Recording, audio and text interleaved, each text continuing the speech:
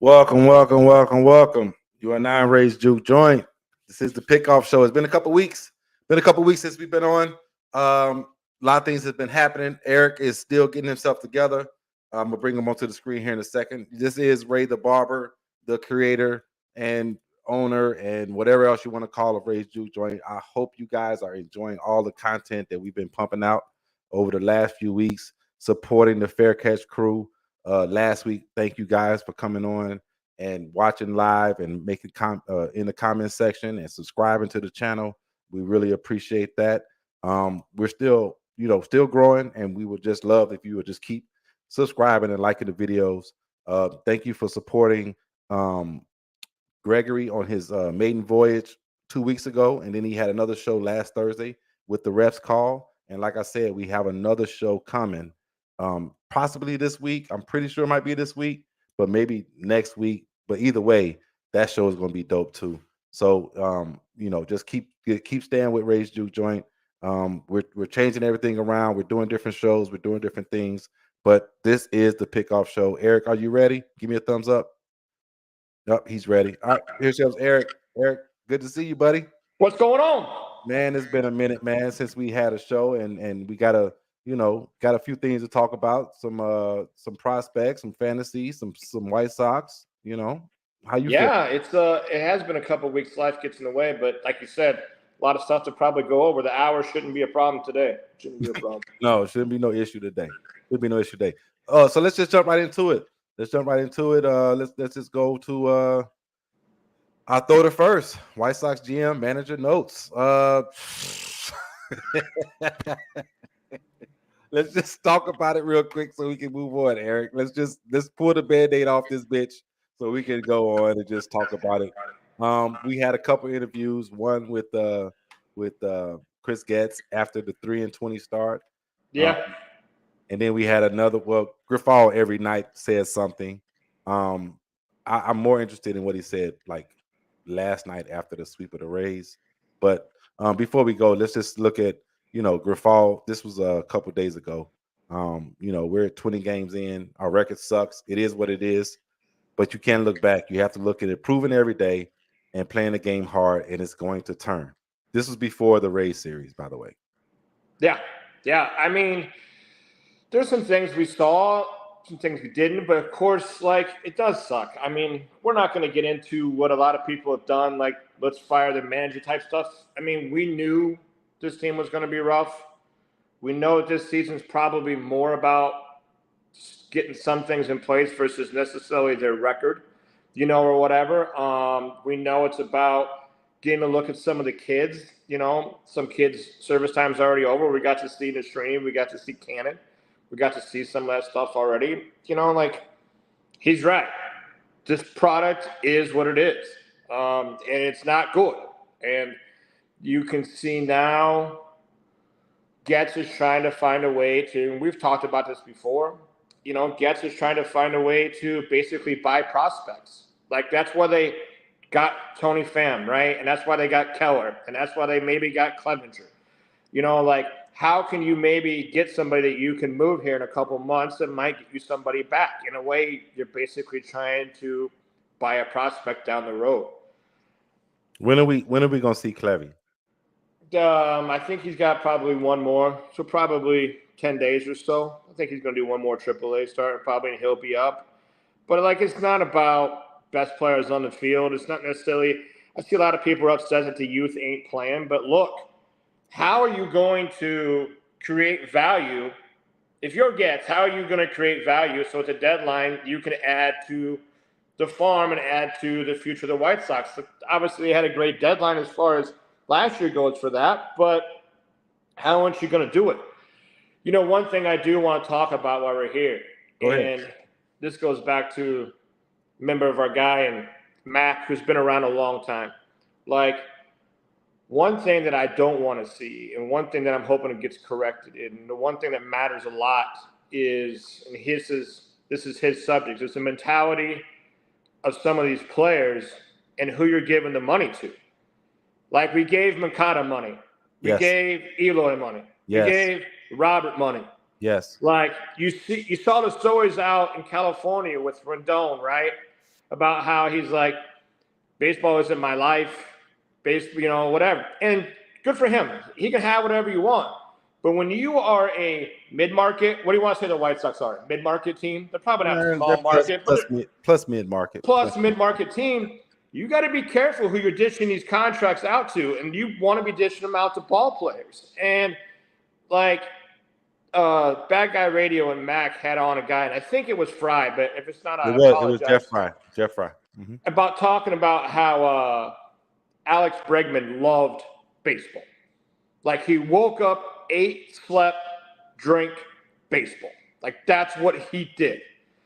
And if you're a mid-plus franchise, do you want to give $300 million to Rendon, who's like, baseball is a hobby for me, it's a way that I put food on the table?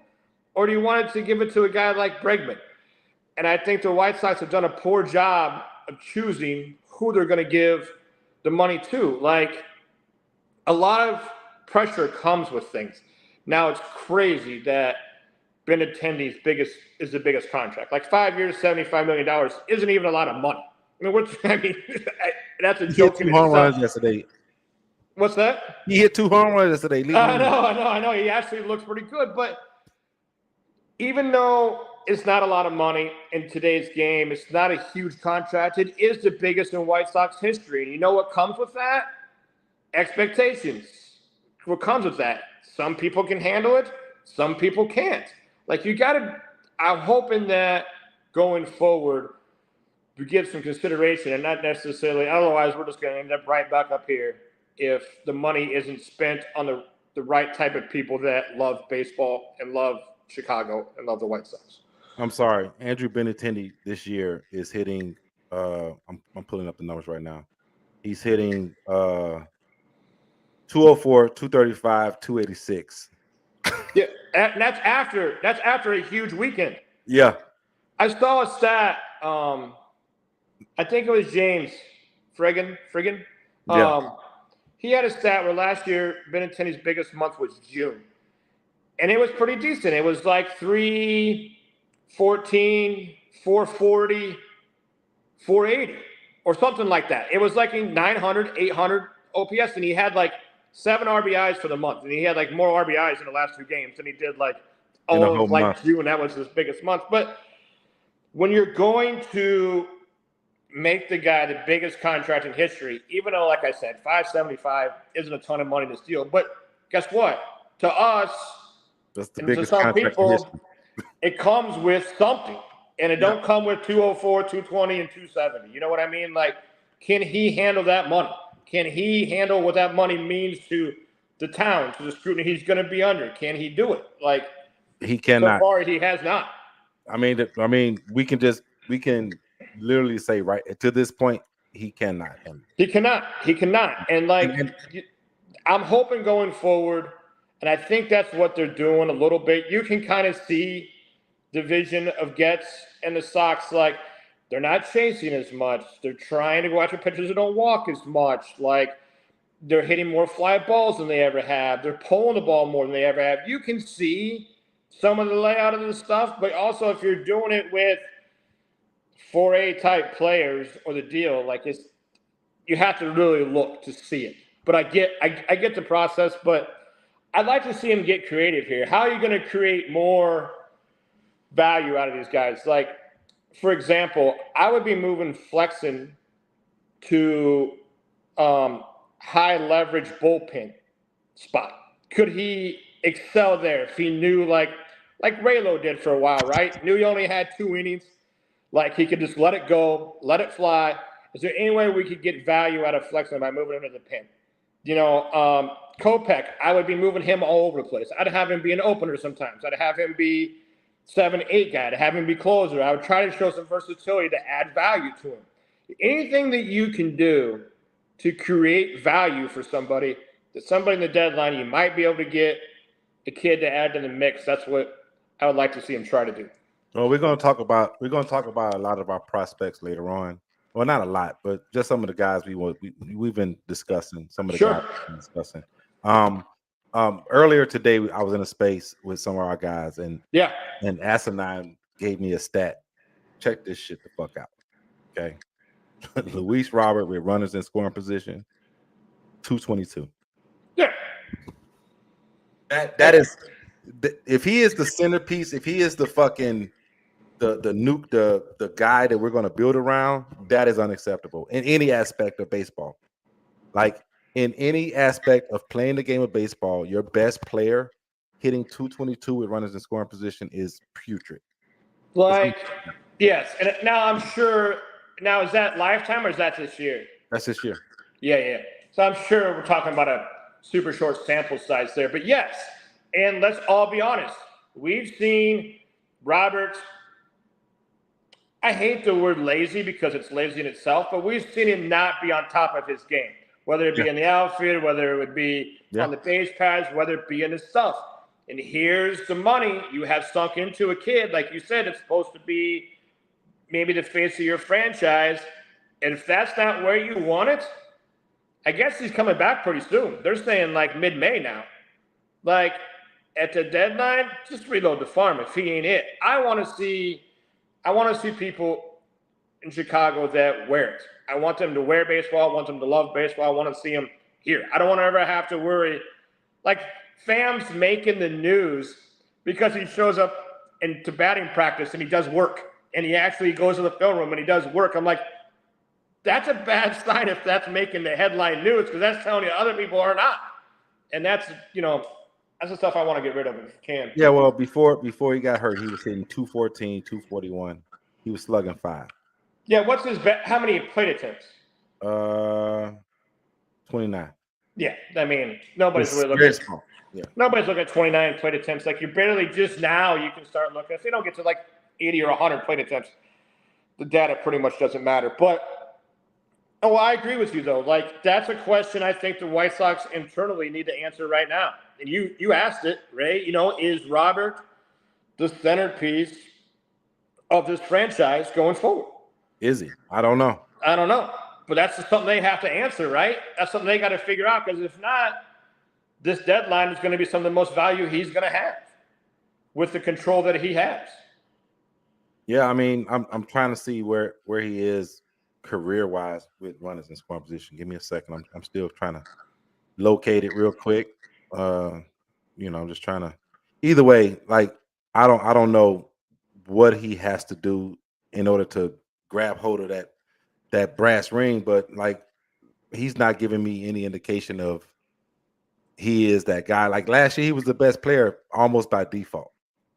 Yeah, it's like when you go to the Y and you're playing some pickup ball, Ray, and you find the 25-year-old that got cut from a D2 team, but he's the best in the gym by 1,000 miles, and he don't even have to try. You know what I mean? Like he has all the talent in the world, and it's just a question of,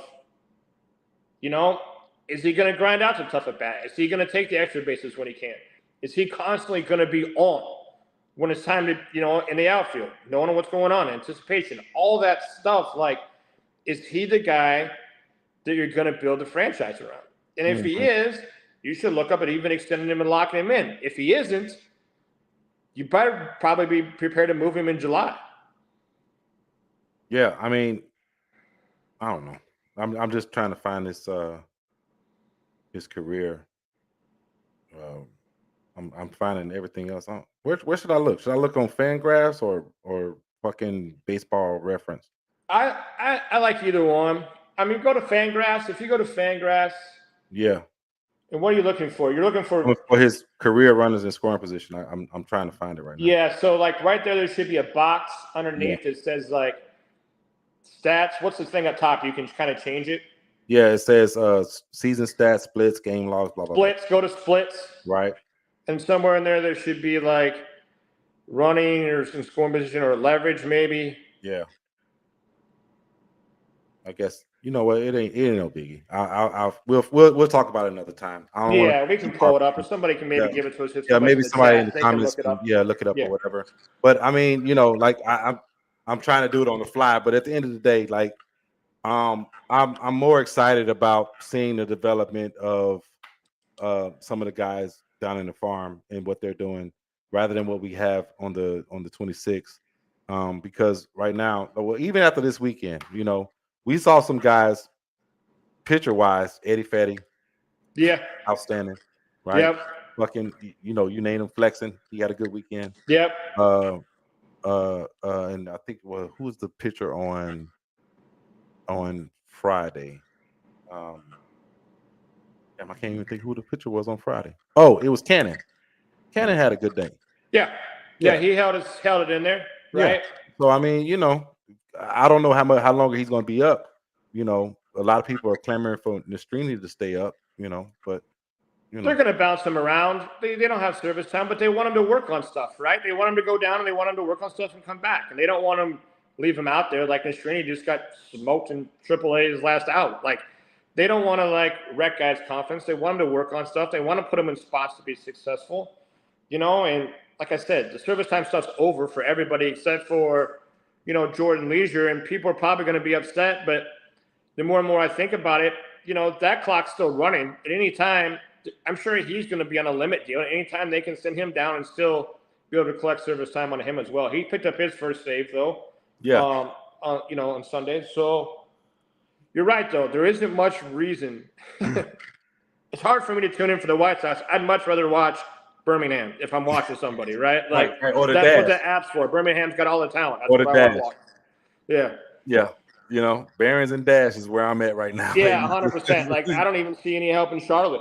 I've been checking on LaRoche and checking on Montgomery, whatever. We can have a whole episode. We're going to talk about Montgomery on Thursday. Thursday, 7 o'clock, we're having a fantasy baseball kind of roundup.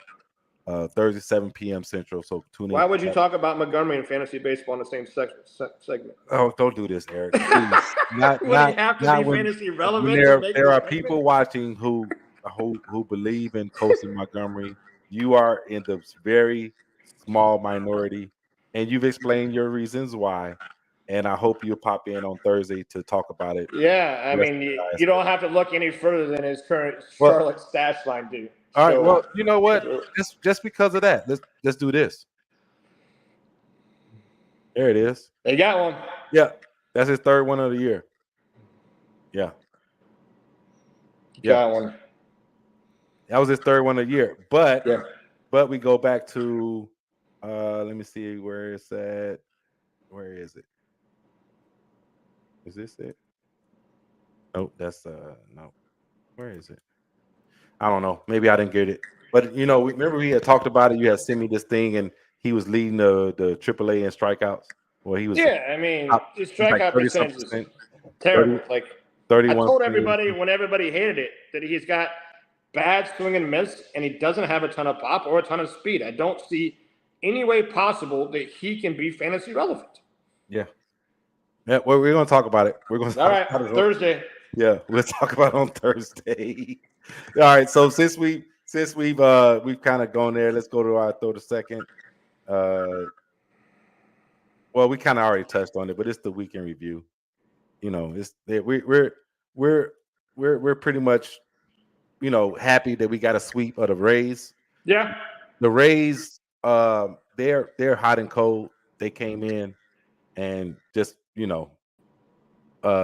Littell went yesterday.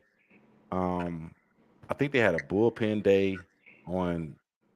Effin got rocked on Friday. Believe it or not, absolutely killed my fantasy deal that we'll get to in a minute, as I have him on our team and on my team. Yeah, but I think they did a bullpen day on Saturday. I want to say bullpen and then left and yeah. No, they weren't supposed to win any of them, but from my early season projections, given win-loss totals. Yeah. I was down on the Rays. I bet under the Rays at 84.5. Yeah, you're under the. That brought some attention from Caleb and a couple of other guys. Like, wow, and I'm like, I'm down on Tampa. Like, I don't think. Tampa's having really bad years from a Rosarina, from Harold Ramirez, and the pitching staff, which has been the bullpen, which has been their strong suit, it's just beat up. I mean, it's like the only one reliable coming out the pen is Jason Adams. Right. They're just. It's not what an old staple Rays used to be. That's why I was against them in the season-long bet. Yeah, I mean, but the White Sox handled them. They got a sweep, which was something I never thought we would say starting at the year. No. So it's looking up. The series before that, I forget who they played, but I think they lost all 3 of those. Who did they play? The Twins, and they playing the Twins again this week. So yeah, tonight. yeah, Crochet going against Ryan, I think tonight. Yeah.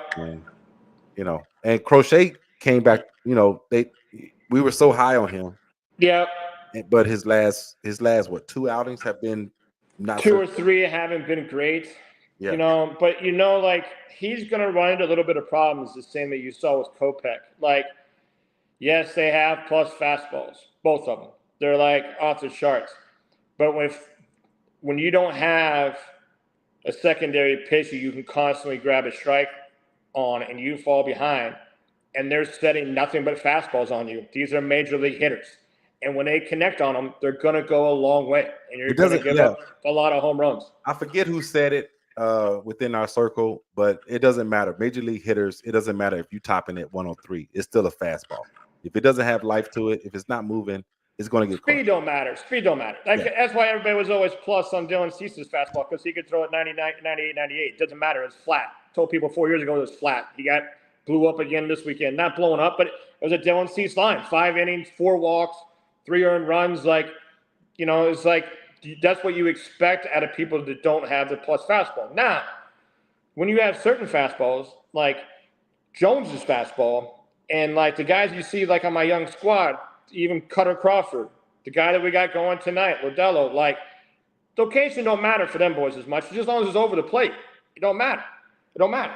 Yeah, because it's got life to it. It's got life to it. Yeah. So we tonight we're going. White Sox are going.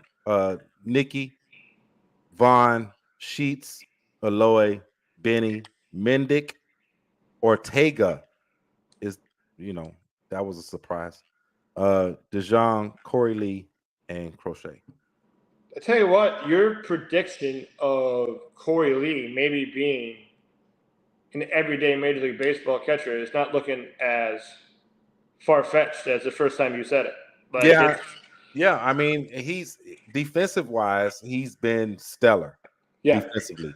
I don't think he's had a pass ball yet, and he could have had probably 6. Yeah. He has a plus arm with good pop time, and I think that he just he's running into form defensively. If he can get his bat to really catch up to where he is defensively, we have an everyday Yeah, but I at agree. the same and he's time, got some life in his bat when he does connect, right? It does move. It moves. Yeah, I mean, so he does have somebody nipping at his heels down, and we're gonna get to him in a second. But it's just you can't look past what a guy does for a staff behind the plate when it comes to catching.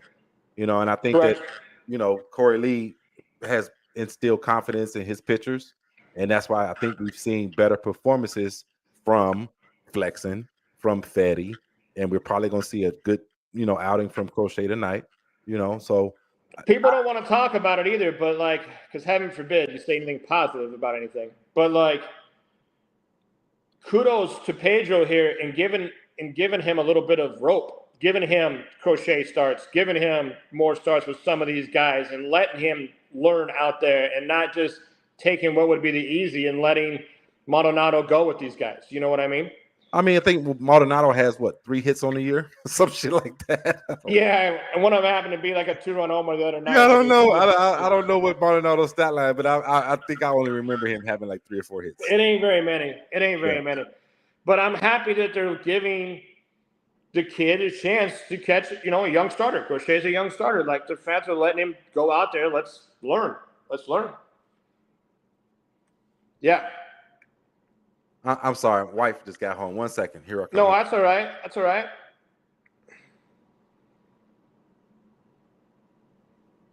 That's why we do live shows, because it's truly live. See? You can tell.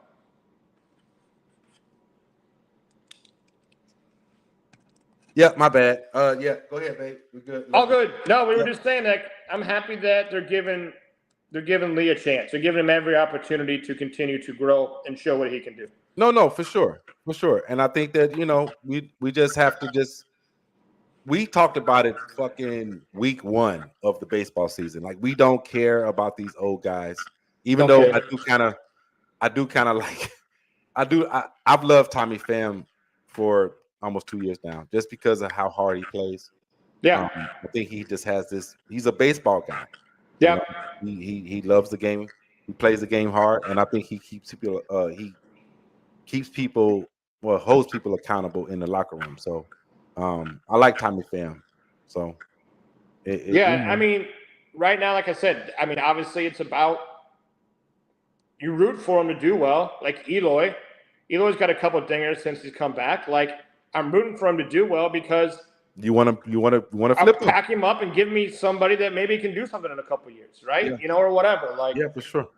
That's what I mean. Right now, that's pretty much the only reason I'm checking the box scores or watching the games is hoping that somebody's figuring out a way to create value for themselves. Like, the pitcher you mentioned, Fetty or whatever. Like, 2 years, $10 million.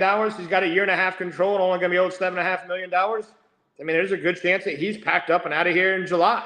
Somebody's going to see a lot of value in that. Yeah. So everybody, we're gonna keep it moving. We're gonna go to some prospects. And shout out to Daniel Victor. He will be on probably next week with us.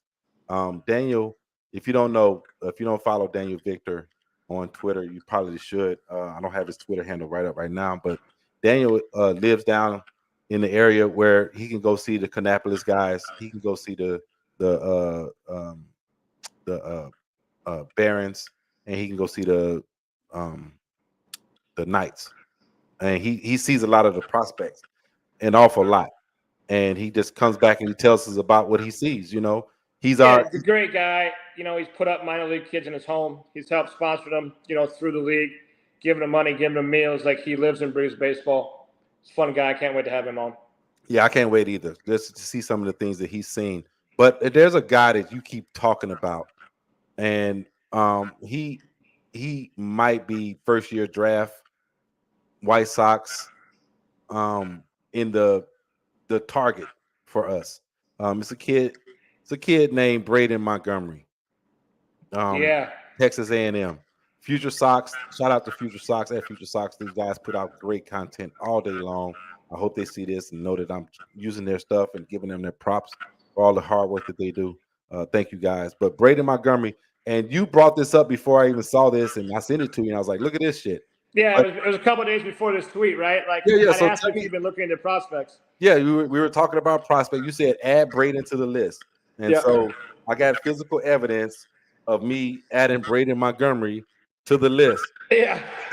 So I mean, what did you see, or what are you seeing, and what made you think about Braden Montgomery being because MLB draft is 2 months away?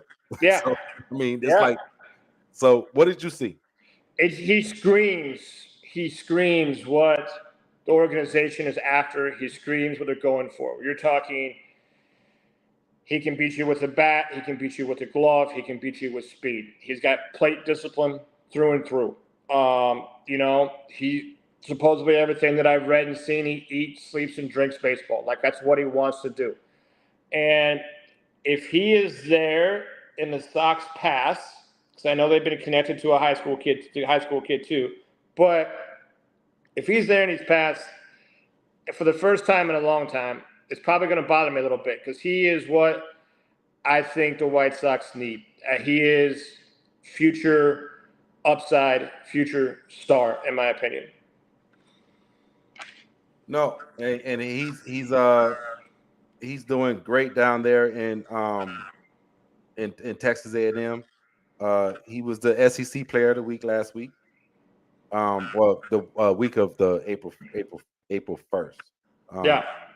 And I'm trying to pull up some of his stats right here. But and SEC baseball is no joke, right? They love SEC, from down there. Yeah, right. It's serious business in the SEC. Yeah, they don't mess around. Like, LSU is having 20,000 people on the weekend games for college baseball. Yeah, so right now, the kid is holy shit. Right now, 374, 514, 885, 1399 OPS. 23 home runs, 73 RBIs, 13 doubles. How many stolen bases? 4. Yeah. Yeah. I just like normally, you know, you kind of just trust the stuff. You don't. It's hard to get enough details and enough stuff. But for me, this kid screams what the White Sox need, like more than probably anybody else in the draft, as far as I'm concerned. Yeah, I mean, he's got. I mean, a 1.399 OPS is just stupid. Well, you know how you and I always talk about when we look at stuff, and this is going to come up in a minute when we talk about Brooks, but read the splits again and notice the difference between average and on-base percentage. Like, if you're truly trying to project, and that's what we're all trying to do, and whether it be fantasy or whether it be in this stuff, you're trying to project talent if it plays. Yeah. It's not so much what the numbers are. What's the difference between the splits? So 376, 514. Yeah, so 139, that plays every day. So you're telling me if he hits 300, he's going to have a 439 on-base percentage? Like, if you tell me he hits 250, he's going to have a 389 on-base percentage? Like, that's what plays. Now, what's the difference between his on-base and his slug? On base is 514, slug 885. Yeah, I mean, that's stupid. 370. I mean, you're hoping for, you know, 50, you're hoping for 100 splits, 150, 200 is insane, 300 is off the charts. Like, that's what you're looking for to be able to project talent. Yeah. I mean, and it's not like he's going against a bunch of bullshit. Like, Vanderbilt by themselves is a pitching fucking hub. Wake Forest has got one of the best pitchers. Oh, that's ACC. But yeah, you're talking LSU, you know, LSU, Georgia, all Florida. these guys. Arkansas's got a top 5 pitcher on it, right? Yes. Like the SEC, let's be honest, SEC is high A, double A baseball. Like, it's right in that line. This ain't your average baseball deal. You're facing future double A people right there. Just look at the guys that's in the NFL. NFL, Jesus. The MLB right now that came from the SEC. Wyatt Langford. You know what I'm saying? Yeah. You know, Dylan Cruz. He'll be up soon.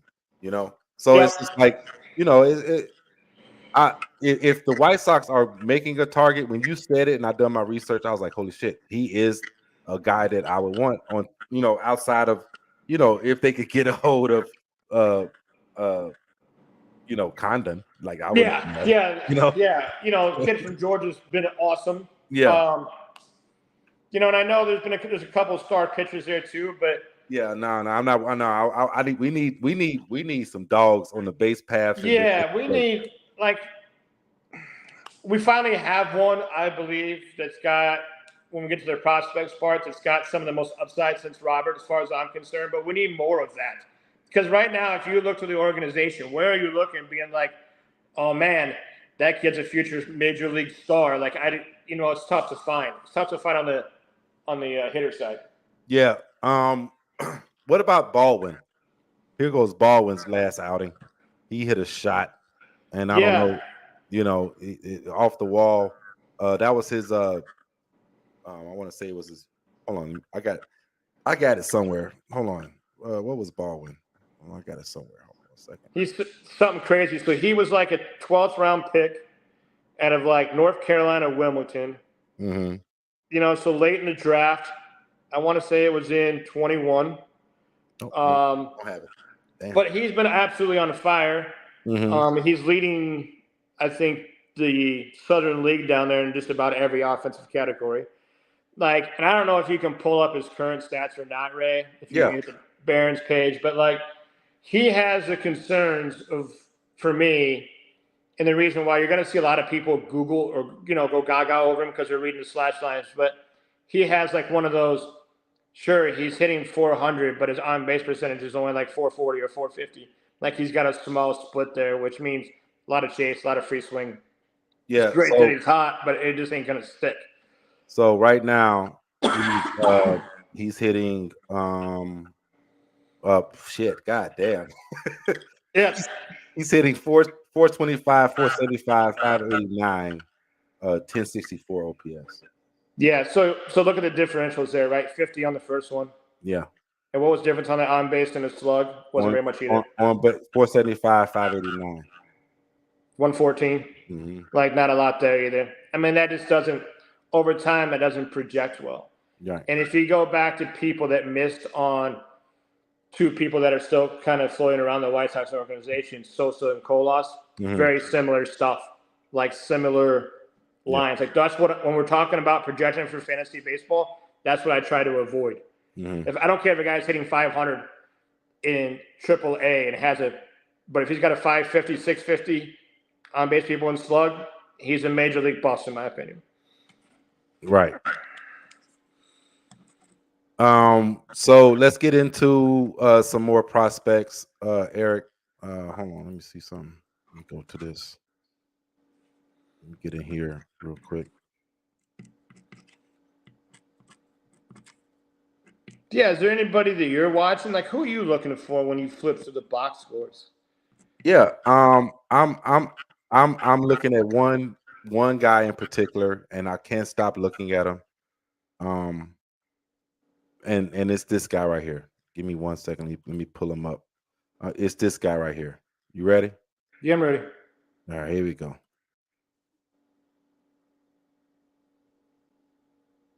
Come on now. Why is this thing acting fucking? It's trying. Oh, you see it? It's trying. No, I don't know. I was just saying it's trying. I feel like it's trying. I can't see anything. 2. Breaking ball. Got him. See it. Strike 2-2. Swing and a miss. Oh, not that one. This. With an off-speed, Schultz set from the stretch. 2-2. Wave and a miss. He got him with an off-speed pitch. 0-2. Wave and a miss. Senior season that didn't go exactly how he wanted is the 1-2. Gets Diaz looking on the inside corner. And Ray bat wagging over his Navy helmet. Here's the 0-2. Swing and a... Yeah. That kid. The Sox number one prospect. That's what you mean. I mean, yeah. Noah Schultz is just fucking nasty. He's disgusting. I'm excited. That's the kind of stuff you're looking for, right? I mean, you can tell there's upside there. A lot of upside there. I mean, like we've watched some guys come through the system for years, but he's the first one for me coming out of high school, and then watching him, in rookie ball last year, and then this year in AA and doing what he's doing. It's just like come on, man. Like, this kid he's got it. He's got some. I agree. And like, or high A, he's high A, not AA. Sorry. Yeah, and I don't want to take shots at like Mastrini and Cannon. Like, I know they're fine, they're another deal, but like they're not 1, 2, 3 starters in a Major League Baseball. Like, can they hold down a 4th or a 5th spot? Can maybe one of them turn into a decent 3? Hopefully, right? We hope they get there. But let's be honest, neither one of them is going to change the direction of the Chicago White Sox, and neither one of those has any kind of top or rotation skill set in them. But this kid does. And I've been saying he's the number one prospect for, I don't know, a year now, probably. Yeah. Ever since you and I have been talking. Like, he's something. He's something. Yeah. But I brought him up earlier, so let's bring him up again. This kid. 2. Breaking ball. Got him. See it. Strike 2-2. Swing and a miss. A foul tip caught. A 1-2. Swing and a miss. Strike 3. Doubleheader. A 1-2. Breaking ball. Strike 3. See ya. Moves outside. Here's the pitch. Slider swung on and missed. Exactly delivered where Carroll wanted it. 6 strikeouts for Iriart. So, Eric, remind me again where we got this kid from? That's from the Padres, right? That's from the Cease trade. I mean this kid's super interesting, right? Look at that stuff. I mean, the first 3 pitches were top of the zone. Yeah. No chance by the hitters. And then from the same slot, from the same tunnel, that slider comes in and just dies. So the stuff has always played well. He actually, in the Padres, they moved him to the pin. The Sox are going to try to stretch him back out to the starter. The only question for him is, can he not walk people at the major league level? Because the stuff plays. I think he still has a 0 ERA, I believe. Yeah, he does. Yeah. I mean, the stuff plays. Yeah, I think I had it. Yep. 13 scoreless innings. no earned runs, 6 walks, 17 Ks. Yeah, that's the only thing. Can he work on, the walk? Can he throw enough strikes to get up? Because that's somebody that could help the Sox sooner rather than later. And the stuff, you saw it. You talked about it. Like, that's major league plus stuff.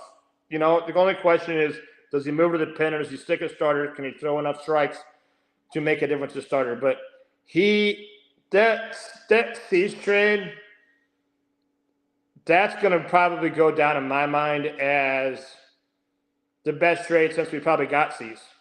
Like, since we got Cease and Eloy. I love all three of those guys. Drew Thorpe he's a true number one, number two in the major league rotation. We talked. I had something for him. I saw something. Hold on. I had a Drew Thorpe tweet or something. I don't know if I got it. But it was something about Drew Thorpe and he's like leading in something. Hold on, let me see if I can. Yeah, I think he had like a 0 ERA as well for a while. I don't know if he might have a little bit of a 1 now, but yeah, he's ready. We should probably see him maybe on the White Sox come the end of the year this year. Yeah, it won't be long. He'll be in AAA. Yeah, so let's see if I can find it. I'll give you another guy while you're looking that I checked the box scores on that's got me interested, and not a lot of people talking about him, but Tatum for the Barons. Mm-hmm. He's leadoff guy, ton of speed, a little bit like TA, was late to baseball, played for North Carolina State down there. He intrigues me. Ton of stolen bases, the power, good defense. I feel like he's still learning the game. So, like, that's another guy, if you're flipping through box scores, that I'm always checking. So 4 days ago, Elijah Evans, shout out to Elijah Evans. I'm looking at his tweet. Elijah EV8, at Elijah EV8. Drew Thorpe in 4 AA starts, 24 innings pitched, 0.75 ERA, 2 runs allowed, 0.87 whip, 21 strikeouts. Yeah. He's ready to move up. Like, he was already pretty much there. But what's interesting to me is I love the AA staff there, because you also have got Kyle Busch. Yeah. Kyle Busch. You also got the kid from Miami that we got for Burger, Jake Eder. Yeah, Eder, yeah. Eder's down there. So, like, that's your rotation in Birmingham right now. Like, yeah. And then why would you want to watch the other stuff go?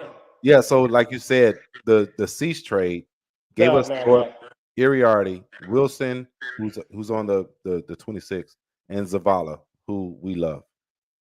Yeah, Zavala to me is the number one White Sox offensive prospect since Luis Robert. I told you that when we got him. Like, kid's 19 or 20, and like, if you go look, I think he just turned 20, and if you go look at his career stats, it's impressive, the fact of where he's at already. Yeah, like I'm not sure exactly what he's doing right now, but he's hit and miss a little bit in high A. He's hit and miss a little bit, but I mean, that's another guy I'm always checking when I hit the Winston-Salem page, right? When you hit the Dashes page, you got Gonzalez down there. He's off to a much better start than he was last year. Of course, you have Schultz. Of course, you have Zavala. We just talked about. Like, those are the guys that kind of check when we go down there. Yeah, I can't wait to talk to Daniel, because I know you've seen him a couple times. Yeah, I tell you what's unique is the Cannonball roster. Like, it's almost like people that pretty much have been unheard of in the Sox organization from the past. So I can't wait for him to break down what he's seen down there and who to kind of watch. Yeah. And then last but not least, let's talk about this kid. Swings and rips it into right field for a base hit. Tatum will score easily. Baltimore with great speed. He swings and rips it into right field for a base hit. Tatum will score easily.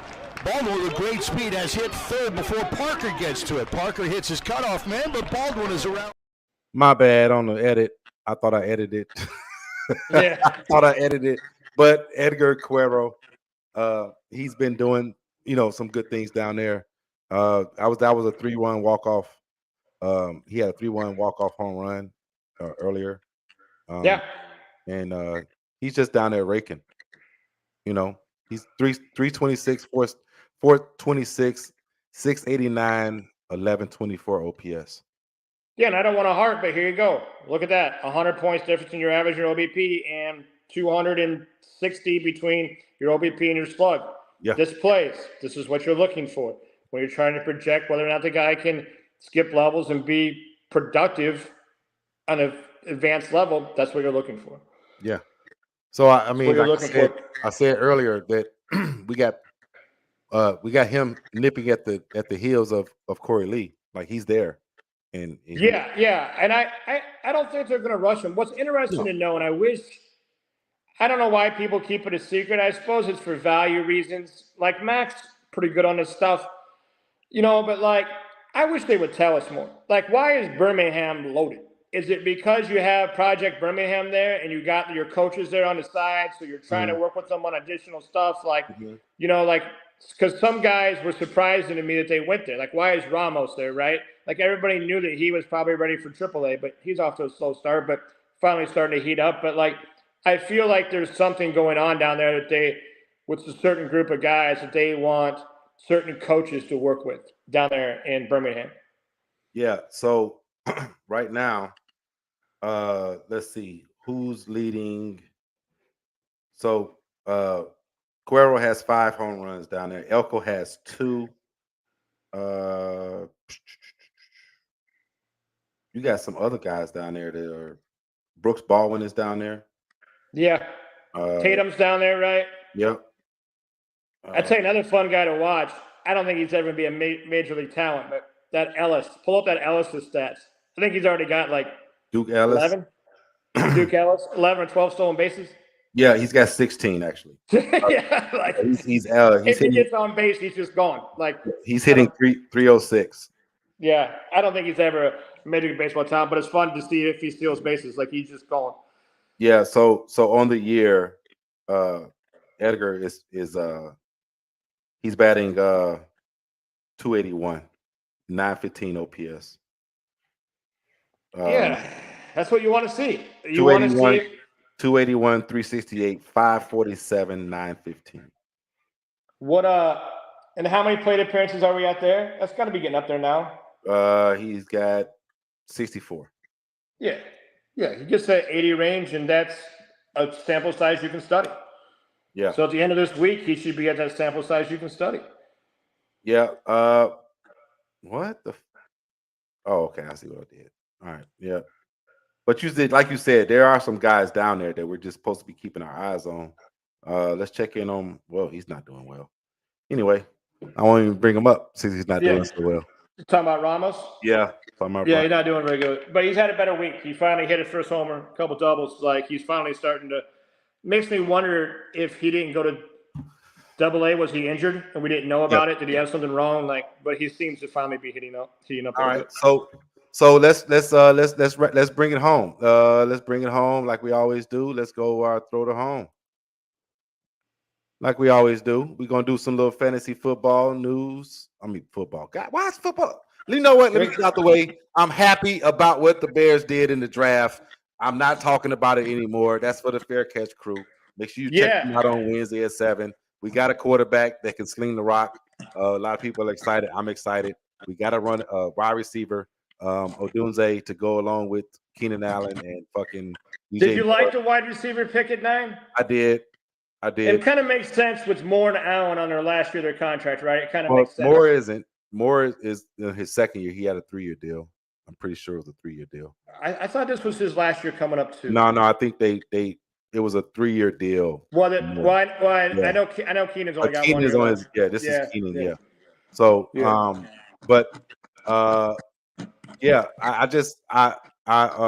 need to get that out of my system, so I will stop saying it. We're talking about baseball, people. Yeah. And it's only probably you got the punter from Iowa. That was a good. Oh pick. Well, that's your guy, and he is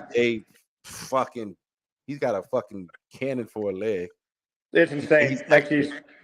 He's different. He's Tory Taylor. Yeah, he's Tory different. Taylor, From Australia, and yeah. it's funny. So his first year was in COVID, and so they hadn't been able to practice and do stuff normally. So his very first game was his first punt he'd ever done in a stadium in his life. It was like the very first game. Like that's crazy. But he was an icon in Iowa. Punting is winning. You saw the stuff. Pat McAfee's absolutely in love with him. I don't know if you've seen some of the clips. I did. I saw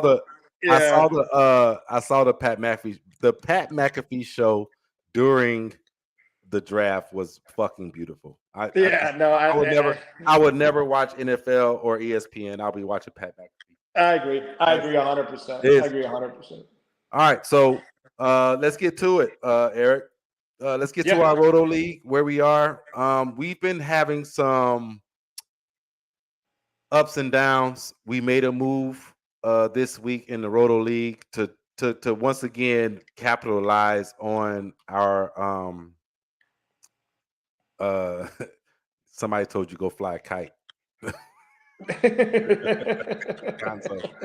Gonzo. Anyway, so we made a move. We talked about the move. We got a guy that we absolutely love. We think he's going to be. We don't know when we're going to see him, but he's going to play. He's one of, like you said, what he does on the baseball field, it plays. We're talking about Kobe Mayo, but right now, let's just go here. Let's go to. I'm going to share my screen here, and we're going to go to this. Let's share this. So right now we're in fourth place. Yeah, and we're not. I think fourth place. Yeah, no, we are. Yeah, and we're not far out of first. It's tightened.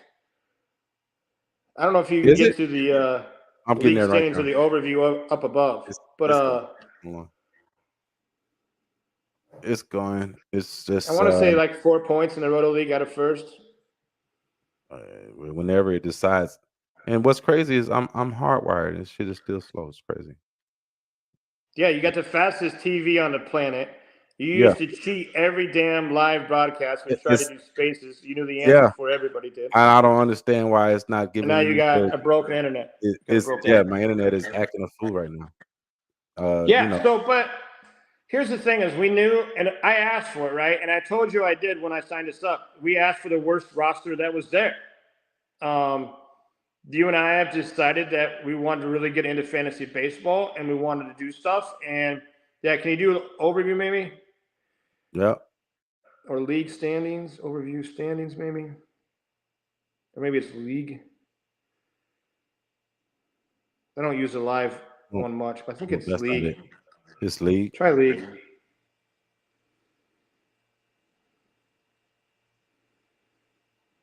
Oh, there it is. If it didn't have so many goddamn ads. That's what you get for using a free. Not a second. It's broken. This is fucking great. This is fucking amazing. Oh, there it is. Yeah, this is great. There we go. All right, live standings. There we go. There we are. Fourth place. Oh yeah, look. We're only 4.5 back. Yeah. So like I did it to us. I asked for the worst roster they had because you and I are in the process of trying to learn, trying to, manage teams. I wanted the hardest possible path we could take. So we took the worst roster that we could have that was open, and we're currently fourth, 4.5 out. And to your point, we now have 4 first-round picks. This is a keeper league of 10 people. We have an extra third and an extra fourth. And we've added Kobe Mayo to probably our 10th keeper squad. So the fact that we're competing and building for the future, I'm having a lot of fun in this league. It feels like we're managing a real team. Guy has a couple of good starts. You can trade him. You can move him. Goes to IL. You can't trade him. You can't move him. It's a very active league. It's great. So. Yeah, I mean, we're gonna get to that. We're gonna get to a couple of those questions, Gonzo. Give me a second. I'm gonna star them, and so we can have them. But he says, "Not bad, guys. good spot a month into the season, which is what we like. Our whole goal was to compete, all the while try to build this team.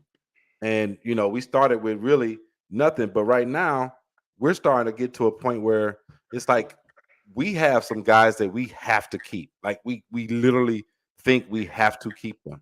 Like there's no other way around it,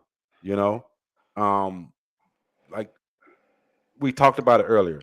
We got Isaac Paredes, we have CJ Abrams, we have Spencer Steer, Matt McClain, who has not played, but still, he should be back, and Josh Naylor. We want to hold on to Josh Naylor, and then we have Peralta, Peralta, Jones, Suzuki. Rodello, Suzuki. I mean, we have some guys that we're going to probably want to hold on to moving forward. Jared Jones, Lodolo.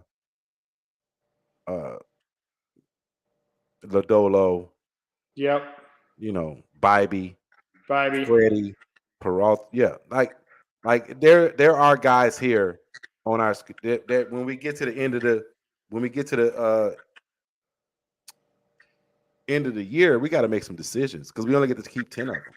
Yeah, and so what's interesting with this league, for people that don't know or have never played these keeper leagues, keeping 10 guys, everybody else goes back in the draft pool. Well, if somebody has 12 keepers, you can trade some of your draft capital to upgrade a keeper if you want to. You can do that type of stuff in a deal. But yeah, you're right. What's up now? We see you. We're actually building up. I love the fact that we have 4 first-rounders already next year. Yeah. On top of that core, you just said that we can keep. Yeah, I mean, CJ's having a breakout year. Yeah. We love what we've seen from Isaac Paredes, and you had an epiphany today. And I didn't know you didn't know this, but he's only 25. I didn't know he was only 25. He looks like he's 42. But I had no idea he was only 25. That's a big man for 25. And we just, right now, sophomore slump is kind of setting in with Will Benson, but he's still hitting the ball fucking hard. Yeah, who I talked to last night about sophomore slump? That's funny. Who? Me and Dan were talking last night. Oh, yeah. Yeah. We're talking about Jordan Walker. Yeah. And we were exchanging messages, saying texts, and I'm just talking about sophomore slump's a real thing in baseball. People learn your tendencies, learn your stuff, they start taking advantage of it. You're trying to improve on things and maybe it's not outside your natural ability. Sophomore slump's definitely a thing. Yeah, one of the guys that is debunking that is Gunnar Henderson. Shout out to Mac. He has Gunnar. He won't let us stop talking. He won't let us not hear about Gunnar every day. But then I have a guy who won the National League Rookie of the Year on my team in the Scumbag League, who is fucking struggling. Corbin Carroll, he is struggling. Yeah, I don't think people pay enough attention. This is going to be a little bit of Benintendi last year. People don't pay enough attention when you're injured, what it does. If you go look up what Carroll's done since he hit his shoulder, he just hasn't quite been the same. And sometimes that shit takes for longer to heal. You ain't got to worry about Corbin Carroll, though. He'll be top 10 fantasy guy for 15 years. There's no way around it. Yeah, I don't. Gunnar Henderson is a stud, though. There's no doubt. He is a fucking stud. Dude, he's different. Every time I see him, I'm just like, holy fuck. That's why I just can't believe this is the difference between, and people got to stop looking, and I'm begging you, either learn to do your own shit or don't talk about it. Stop going to the goddamn top prospect page and just picking the number one guy. It's a hype fucking machine. They don't know shit. The fact that people were hyping Jackson Holiday on the Orioles and what he could possibly do is all we had to hear about all season. Yeah. When they already have a bona fide major league stud, not a kid that he just is what he is. He's just never going to be a 30 homer guy. He's probably never be a 20 steal guy. He's a second fucking baseman. I get his dad was a Major League Baseball player and it's fun, but they're selling you propaganda. They're selling you bullshit. Gunnar Henderson is the life of that team. He is a flat, bona fide stud. Yeah, I mean, he is Bobby Witt and him are the future of shortstop position. Bobby Witt is just crazy. How about, you want to talk about something else, is What about Ellie? Ellie's probably 1-1 if we did a redraft. Yeah, He's 1-3 for sure. He's insane right now. I think he's I has. got to play Ian this week. Ian and I are joking on the side like he's literally winning weeks. Like he'll steal like 15 bases in a week, like himself. He's up to 20. He leads the league with 20 fucking stolen bases already. Dude, it's insane. He is a difference maker. And then now he's getting solid contacts from both sides of the plate. Where last year he really was just left-handed, but right-handed, left-handed doesn't matter. He's getting an average exit velo of 103. He cut down his chase, and he's making his walking style. Can you imagine walking that dude? You might as well put him on third. It'd be like T-ball, just go straight to third. And then it's like no challenge. Like most catchers be like, he took off. I'm not even going to throw it. Like, do you know who it was? I think it was Navaldi. Did you see when Navaldi tried to do it to him it was either last night or the night before? Oh yeah, Evaldi. Yeah. It was the night before. Yeah. Yeah, he stepped off and threw the first, and he didn't step back on and try to throw it back over there. Like you're talking about, like Navaldi's a veteran in this league. Yeah. And he is so already in everybody's head. They're trying tricks to try to get him picked off over there first. Yeah, he's insane. Ellie is crazy. Like, Dude, them three. Ellie, Witt, Gunner. Like, I mean, they're if we had to redraft, they're all top 5. Right. They're all top 5. And then my guy is starting to come to life. My guy, Michael Garcia, is starting to come to life. Yeah. He started off hot, went down, but now he's gotten on base every game for the last 8 games. A couple doubles and about 5 stolen bases. So I'm pretty happy with him over in the Scumbag League. But I want to talk about just what we are looking for in the Roto League, Eric. You know, we talked about a couple of our pitchers. Like Jared Jones had his first bad outing of his career. Yeah. Zach Eflin got beat the fuck up. Yeah. Peralta had a terrible outing. That's where I was going. Peralta. So we had a bad week. Yeah. We had a bad week. In the categories we can move up in. Quality starts in like ERA and WHIP, right? Yeah. Like we can move up. But thankfully we had a good hitting week. You know. You have Freddie Peralta, then you have Zach Eflin going against the White Sox. Like, you're talking about a quality start machine in Eflin. I think he was number 2 last year. I know he's number 2 in WHIP behind Cole. Yeah. And all of a sudden, the little Chicago White Sox beat up on Zach Eflin. I'm like, really? They beat him up. and you know what? Those two stars from the White Sox Friday and Saturday made me sit Zach Littell on Sunday. Yeah. And I'm glad I did. Yeah. Like, you know, and Asinine is talking about his guy, Andy Paez. Yeah. Like Asinine been telling us he's that guy. Can I have a confession here? Go ahead. I thought his name was Pages for like 2 years. I heard it announced. I heard it announced, and I'm like, oh, I guess that probably makes more sense. But Andy Pages, like, no, it's Pages. They said it, and I'm like, all right, I get it. It's kind of weird to see a Latin guy named Andy. But that's what I'm saying. Like, so, like, I feel like if you're just reading it and you're reading the prospects page, you're like, I get it. It's Andy oh Pages. my God, Eric, I'm glad you made your confession, but I hate you had to confess that. I just had to say it. Like, that's what I thought. My goodness. No, he's been good. He's been hot. Like, again, short sample size, but he's got fantasy tools.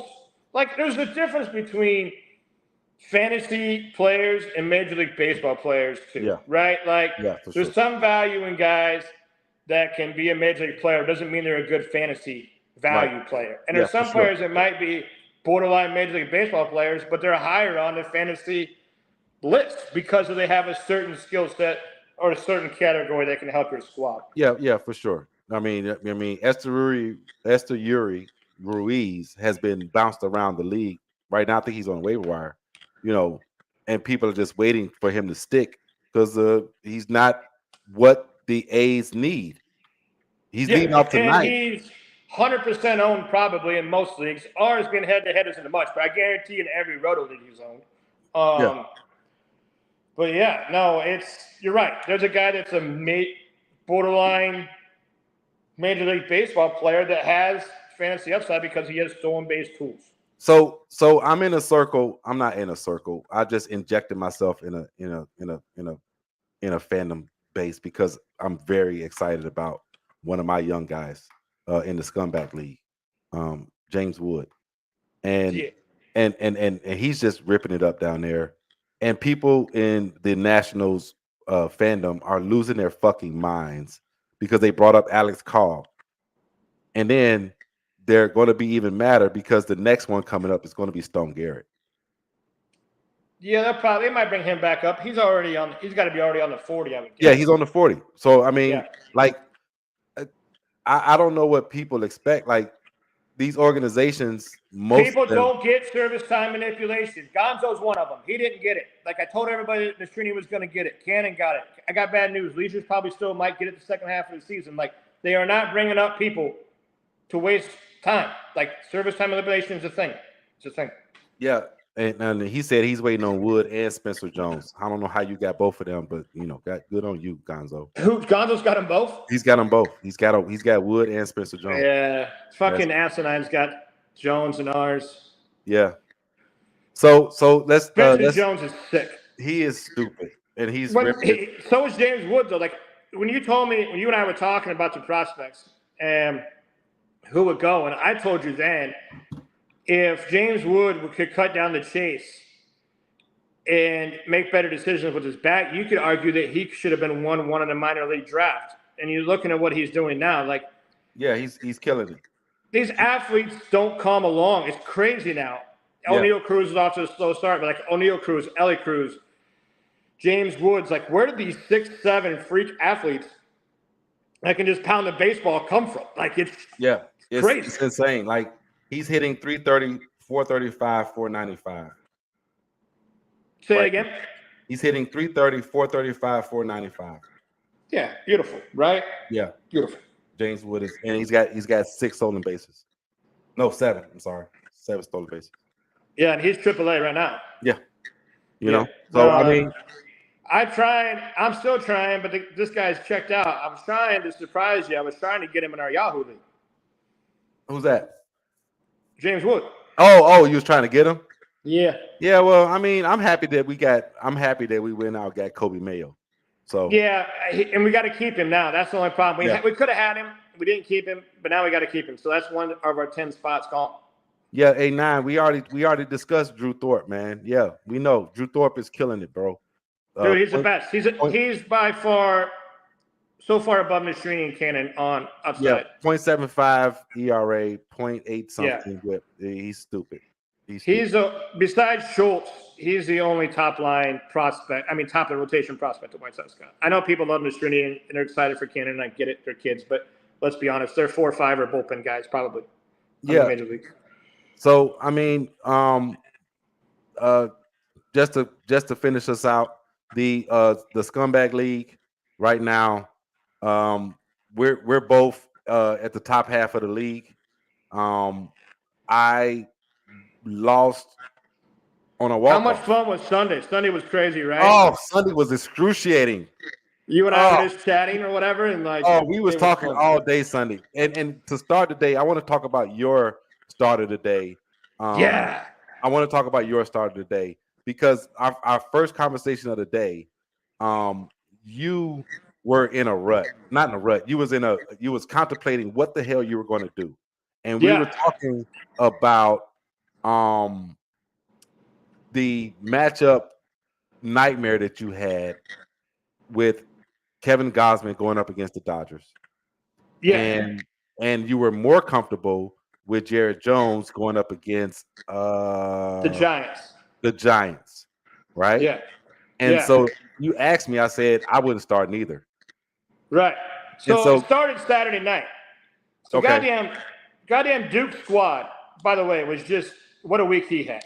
So we're going into Saturday night.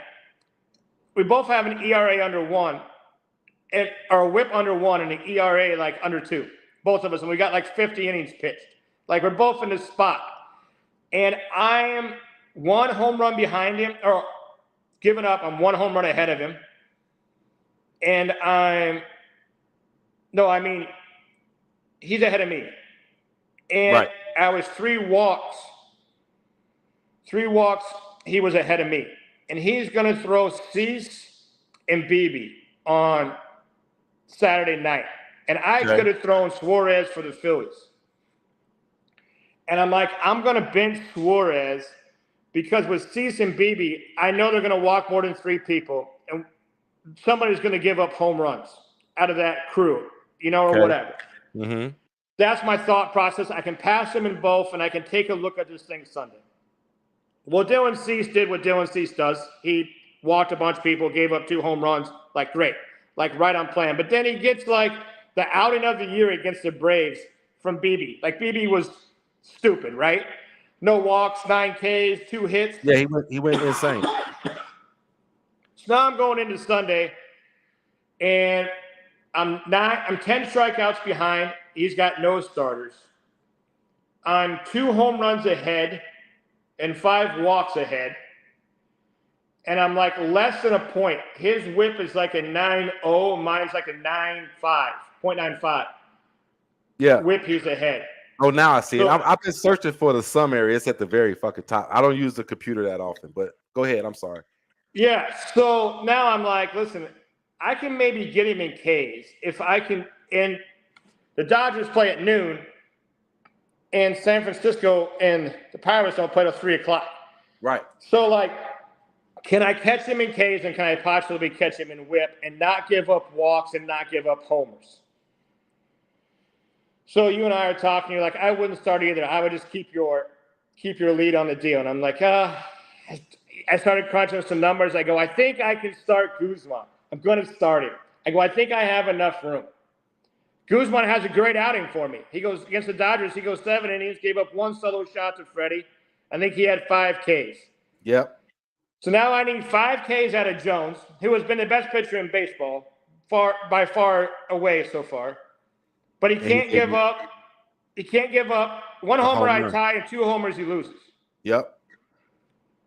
He figures out a way to get like 3 Ks and give up 2 homers, and I don't win the Ks category, and I blow the home run category, and I didn't catch him up on the whip, and I was right like in all stuff. Look at it. He had 63 Ks. You had 60. You were expecting Jones to give you them Ks. He didn't give it to you. He got 3. Yep. Look at the home runs. Look at the home runs. 1. Yeah. He beat me by 1, right? Look at the whip. What the whip ended up being? Your whip was 0.983. His was 0.903. Right. Like it was literally what the ERA was 2.61. Yours was 2.02. Like what was the batting averages end up being on the hitting side? 266. You lost 266 to 265. Holy shit! Dude, it was like absolutely like you lost. Things that could have gone wrong Sunday. 1/100th of a point, bro. Everything that could have went wrong Sunday went wrong Sunday. Okay, so me and you both had the same thing. So going into mine, right? Going into mine, I was going against Justin. Justin and I was leading him Saturday morning 10-7. And I told you, I just need my fucking Rockies and Astros to hit the ball so I could keep the lead on hits, right? Tucker didn't show up. Tovar gave me nothing. Diaz didn't do nothing after having a 4-hit game the day before, right? Yanier Diaz. And I was biting my nails. So going into the last game of the day, right? I was Cubs, up. Red Sox, Sunday night baseball, right? Cubs, Red Sox. I'm up 9-8. What I was still leading in was stolen bases, and I was still leading in hits. Okay. But right before that, Bryson Stott woke up out of a slumber and went stupid. Right. And he caught me in hits. Yeah, he had a couple home runs for Philly. He caught me in hits. And so I was like, okay, well, and then all of a sudden I get 1 hit from Tovar. I was like, oh, okay, cool. I got 1 hit. So I said, okay, I'm probably going to lose hits, but what I can't do is give up walks. So I was so nervous. I said, let me close my eyes. I took a nap, woke up, and Jarren Duran in the 6th inning was 0 for 3 with a strikeout. And I was like, oh, this is good. So right now it's still 9-8. Next thing you know, Duran gets a hit, and now it is where he took the lead on hits. So we're tied 8-8-1. 8-8-1. I mean 8-8-2. 8-8-2. And Justin needed just one walk. And this fucking fat, stubby fucking Mark Leiter goes up there, throws a curveball in the zone, strike 1. Throws a fucking changeup in the zone, strike 2. And proceeds to throw 5 splitters that were nowhere near the zone and walks them. I just threw my hands up. I said, you know what? I text Justin right then and there. You just got a fucking walk-off win in fantasy baseball. Like insane. and in turn got the walk-off win in the game because fucking Dansby Swanson can't make a routine fly ball out in the fucking he's a gold glover and he could have made that play, but that's neither here nor there. So he got a double win last night. The Red Sox won and he beat me by 1. Only thing I remember is I didn't see it in live time, but I saw your tweet later. That fat fucker just walked Duran. I lost. Yeah, so literally one walk, one hit, one walk is what he beat me by. I destroyed him in pitching, and I needed one more win, and I couldn't get a win because Freddie messed up earlier in the week. Yeah, I was just so through. I was so through. And I couldn't believe Duke and I were talking all week too. Like our pitchers were just battling. Like it was crazy. Yeah. Like all the innings on the case. I mean, go to the standings. Go to the overall standings. Oh yeah. Go to the Roto page. Oh, to the Roto page or no, this page. But go to the standings on here. But go to the season stats. There it is. Yeah, but go up top. So you and I are taking through, but go up top there. No, I'm up top. Now over here, see where it says season stats. Oh, okay, yeah. This is what I've been kind of using for like evaluating my team and evaluating other teams is that season stats tab. So this is kind of like, because week to week, anything can kind of happen. It's baseball, right? We just watched the White Sox sweep fucking Tampa. But like this shows you, if it was Roto style in a way, where you rank in their categories.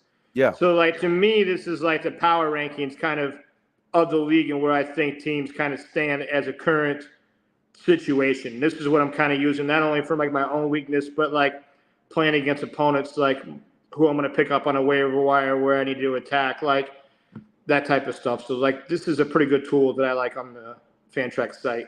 So what is this telling you? I see what it's doing. It's basically accumulating where you stand for the year in each category. Yep. Kind of instead of living like the week by week, it kind of tells you as an overall where you would rank if it was a season cumulative stat total. Right. So is this telling me that you're 12th in hits? Yes. No. You are 12th in hits? No, this is like Roto. So I had the most hits. Oh, okay. I got most the best hits. Okay, so I got the second best hits in the league. Okay. Yeah. And then Mac has scored the most runs in the league. Yeah. And then Asinine. Nope. Mac has most homers too, I think. Most homers, yeah. Or maybe him and I are tied. Are him and I tied on that one? No, you got 11. I got like 11 and a half on some category, I thought. Yeah, that's stolen bases. And that's you and fucking you're going against Ian, so good luck. Yeah. It's not even me against Ian, it's me against Ellie Cruz. Like that's what that one is. That's what that is. Yeah. So like this for is what me, I kind of use for like how do I stack up? Where do I need to improve? So like you see, I'm terrible on walks. Oh yeah, I want to say I'm like a 2 or a 3 on walks. So like I picked up Winker, picked up that guy from the Cubs. I really need Yelich back. Getting low going for Texas will help that category, but this is kind of what I used last year too, even though it was on Yahoo, but I used to manage my team because you want to be dangerous in all categories if you can be for these week-to-week battles. Yeah, and that's kind of where like I'm killing in saves. Like I think I should have the most saves. Yeah, well I'm kind of tied with Dan, but I mean like I'm killing like Halsey and fucking Class A, and every now and again I'll get one from fucking pie amps. They're giving me what I need. Hoes. Yeah. Look at your quality starts. God damn. You Dude, my kidding me? pitching staff is sick. Yeah. I mean, how did somebody – I ended up with Max Fried, Guzman, Effin. Yeah. I have one more regular starter. Then when I go into my young pool, I managed to pull out Cutter Crawford, Jared Jones, Nick Lodolo. I picked up that San Suarez or whatever for the Phillies. He's been unbelievable. I can't believe I benched him. Yeah, he's been Dude, I benched him. He had like 8 innings and gave up like 1 home run. Crazy. Well, once again, right now Duke is leading this league. I'm in second. You're in third. Asanine's in fourth. Ian's in fifth. That should be a good matchup between you and him, the 3 and 5 teams. And then what? Caleb's in sixth, and that would be the playoffs cut right now if we were that would be right the playoffs there, right? cut. This would be the cut. Yep. So we're 4 weeks in out of 22. So what would that be? 4 out of 22, 18.5%. Yeah, well, 20. Let's just call it 20. Let's call it 20. 20%. So we're 20%. Yep. So I mean, we're doing good, and I think we're gonna keep on moving, keep it going, and real quick question: Are you worried about Bregman? He's done. Yeah. Unfortunately, I think his career is probably done. I'm very worried. I wouldn't keep him. Okay. There you go, Gonzo. I think he's too hurt. I think he's too banged up. I think you're going to end up watching him suffer through this year, and he's going to sign a 1-year deal somewhere for $6 million next year. I think there's too many miles on that tire.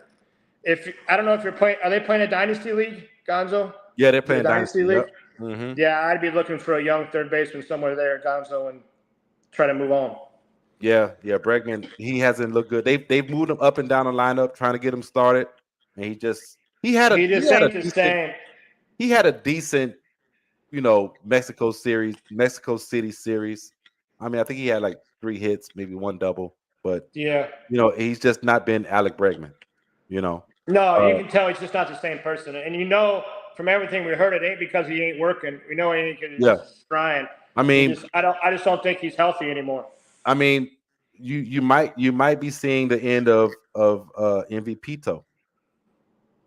That ship sailed fucking 2020. Like that fake MVP he got. Like I wouldn't have re-signed him with the White Sox. Like, he just looks. He looks. Did you see his Savant page? Yeah, I don't even want to. It's terrible. 1 all the way down. It's crazy. He's broke. He's busted. Yeah, and they brought up Loper Defo. So I mean, his days are numbered. So, yeah, and they still got to pay him this year and next year, I think. Yep. Yeah. So Gonzo said that Bregman's his oldest guy in fantasy, his oldest infielder. So it's probably time to move on, Gonzo.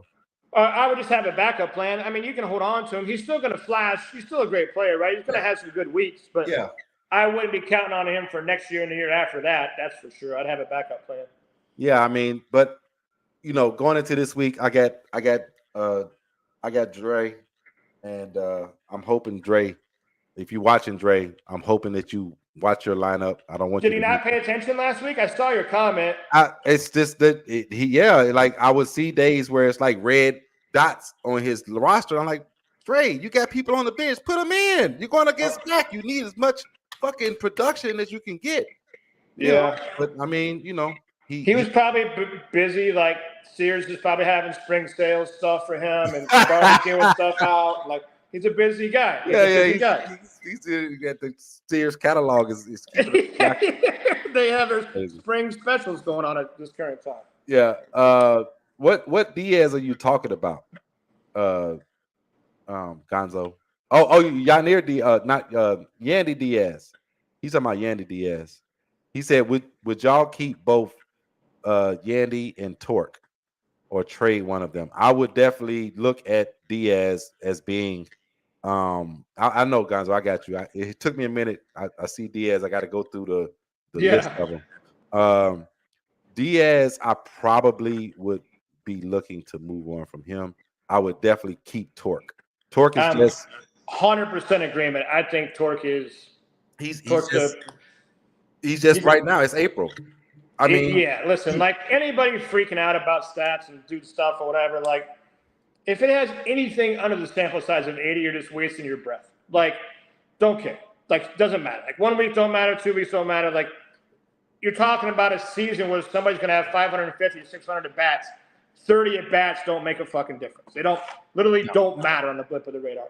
Nope. But I think Torque is a future top 5, top 7 at first baseman. I wouldn't move on from Torque. Yeah, Torque is just he's pressing. I've watched a lot of Tigers games because I got Carp. Yeah. And it's just like he's excuse me, he's pressing. He's doing what Corbin Carroll's doing. He's adjusting. He's trying to and the pitchers know you can't throw certain shit to Torque because he's gonna turn on it and send that bitch to the fucking moon. And we've been over this, like young guys getting put in roles when you put, Torque in the cleanup. And he's still young. Like that adds pressure. That adds deals. Like some of the White Sox faults and some of the other organization faults, some of it's their own. Benintendi's supposed to be batting 7th in a fucking lineup. Yeah. Vaughn's supposed to be either hitting like 2 or 6, right? Like the fact that you put these guys in the 3, 4, 1 spots and add that pressure already to them. Like same thing with Torque. You put him in the 4. Just put him in the 6 and let him fucking hit. Like he's gonna hit. He's gonna produce. Yeah, Screwball is sick. He's fucking disgusting. He's probably like I saw a chart. I don't know if I can find it, but I probably can. But it's like Jared Jones is like up here on the chart, and it's like Screwball can finally maybe see him. And he's the only other pitcher. Stuff lost that can even possibly see him. It's stupid. Screwball. I saw that same one. I hit Caleb up. I'm trying to trade him for Screwball today. I hit him up today. Yeah. What third base guys would you find value that's reasonable? It depends on who's on a waiver, but I mean, are you making a trade or what are you doing, Gonzo? Like is Garcia available in that league? I don't know how many guys they have. Yeah, if Michael Garcia is available, that's an easy one. Yeah, that would be an easy one for third. Yeah. If you got who else has a what's the I still like Hayes from Pittsburgh. I'm assuming he's gone though. Yeah, Brian Hayes. I like him at third. Who else is playing third around the league? Let's see. That could possibly be available. I don't know how deep's their league. Do you know? They have a 12-team league. They have a 12-team league. So like Alec Brown's probably gone. He said Hayes and Garcia are both gone. Trey Lipscomb is coming on. Yeah, could you pick up Kobe Mayo? Kobe Mayo's got third base tag. I think he's probably gone. I don't know if they did a minors draft. If they did a minor, they did because he said he had Spencer Jones. But I'm just saying. I would say Gonzo. I would do my research on Trey Lipscomb from the Washington Nationals. Yeah, he is starting to turn a corner. I like that young kid.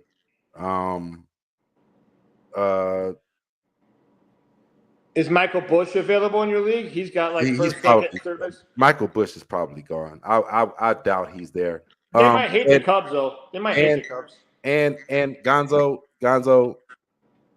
there you go. Justin released Lipscomb. So Gonzo, do your research, but also look at another former number 1 overall prospect who's starting to figure it back the fuck out again in Nick Senzel.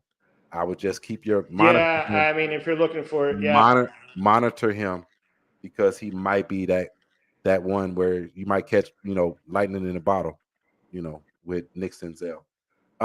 Real quick, before we go, Eric, I do want you to know that I did get a notification while we were. Somebody go yard.